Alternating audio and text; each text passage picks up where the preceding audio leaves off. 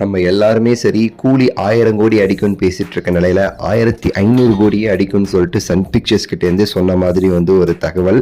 இது அந்த வீடியோவில் நம்ம கிளீனா நம்ம பேச போறோம். லைக் பண்ணி ஷேர் பண்ணி சப்ஸ்கிரைப் பண்ணி சேனலுக்கு சப்போர்ட் கொடுங்க. சூப்பர் ஸ்டாரோடைய இந்த கூலி திரைப்படம் தமிழ் சினிமாவுடைய முதல் 1000 கோடி படமாக இருக்கும்னு சொல்லிட்டு எல்லாரும் எதிர்பார்த்துக்கிட்டு இருக்கோம். ஆனால் 1500 கோடி போகும்னு சொல்லிட்டு நீங்கள் சொன்னால் என்ன பண்ணுவீங்கிறத யோசிச்சு பாருங்க. நம்ம நல்லா அங்கே புரிஞ்சிக்க வேண்டிய விஷயம் அப்படிங்கிறது என்ன அப்படின்னா, நம்ம பேசுகிற 1000 கோடி கலெக்ஷன் 500 கோடி கலெக்ஷன்ஸ் அது எல்லாமே பார்த்தீங்கன்னா தியேட்டரிக்கல் போஸ்ட் ரிலீஸ், அதாவது படம் ரிலீஸ் ஆனதுக்கு அப்புறம் தேட்டரில் எவ்வளோ கலெக்ஷன் ஆகுதோ அதுதான் நம்ம கலெக்ஷன், பாக்ஸ் ஆஃபீஸ் கலெக்ஷன் அப்படின்னு நம்ம சொல்லுவோம். சரிங்களா?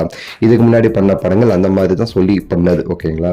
ஆனால் அது போக நிறைய கலெக்ஷன்ஸ் இருக்குது. இந்த கூலி திரைப்படம் நம்ம எல்லாருமே பேசுகிற 1000 கோடி தாண்டுங்கிறது எல்லாமே தேட்டரில் ரிலீஸ் ஆனதுக்கு அப்புறமா 1000 கோடி இந்த படம் கண்டிப்பாக கலெக்ஷன் பண்ணிடும் அப்படிங்கிறத தான் நம்ம எல்லாரும் பேசிகிட்டு இருக்கோம். ஆனால் அது போக நீங்கள் பாருங்களேன், இந்த படத்துடைய டிஜிட்டல் ரைட்ஸே கிட்டத்தட்ட 120 கோடி மேலே விற்றுருக்குன்னு சொல்லிட்டு ஒரு நியூஸ் வந்துச்சு.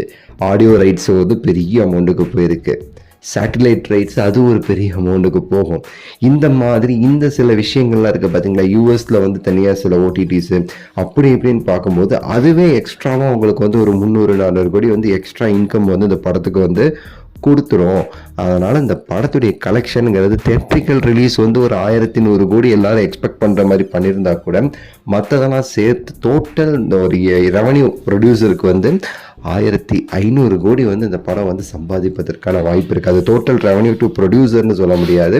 டிஸ்ட்ரிபியூட்டர்ஸ் இந்த மொத்தமாக அந்த படத்துலேருந்து கலெக்ஷன் ஆனது அப்படின்னு பார்க்கும்போது 1500 கோடியை தாண்ட வாய்ப்பு இருக்குது அப்படின்னு சொல்லி சொல்கிறாங்க.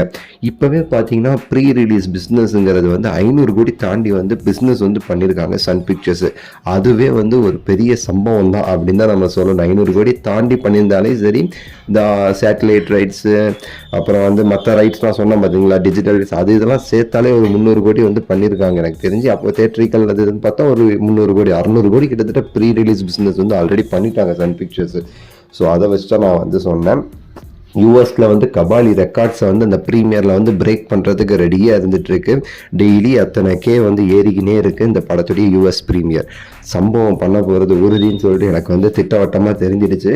உங்களோட மனசில் நீங்கள் என்ன நினைக்கிறீங்கிறத கீழே கமெண்ட்ஸில் சொல்லுங்கள். லைக் பண்ணுங்கள், ஷேர் பண்ணுங்கள், சப்ஸ்கிரைப் பண்ணுங்கள். அடுத்த வீடியோவில் சந்திக்கின்றேன். நன்றி, வணக்கம், மகிழ்ச்சி.